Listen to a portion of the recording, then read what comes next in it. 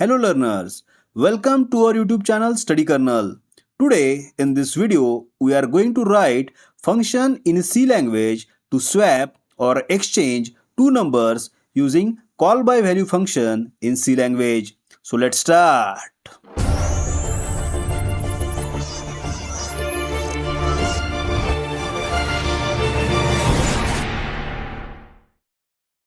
In call by value function, when function is called, all the values are sent to the function. In example, it is shown a and b are integer variable and function swap a comma b is a function which transfer the value of a variable a and b. We know that algorithm is a stepwise set of instructions to execute a task. Before writing actual program, we shall discuss about an algorithm for our task. That is, writing a function in C language to swap two numbers. Step 1 is start. In step 2, we will enter two numbers of integer type and store it in a variable a and b.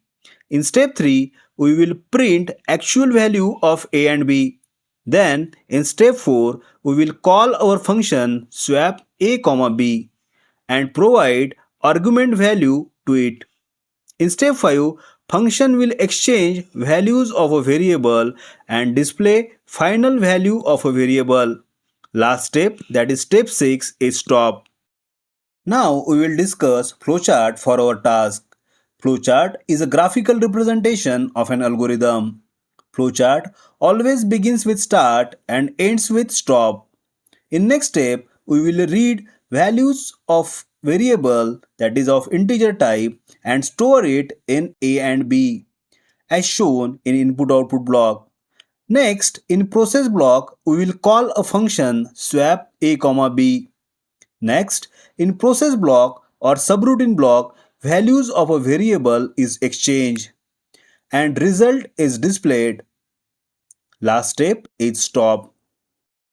Now we shall discuss actual program. First of all, initialization of standard library files such as stdio.h and kunio.h is done.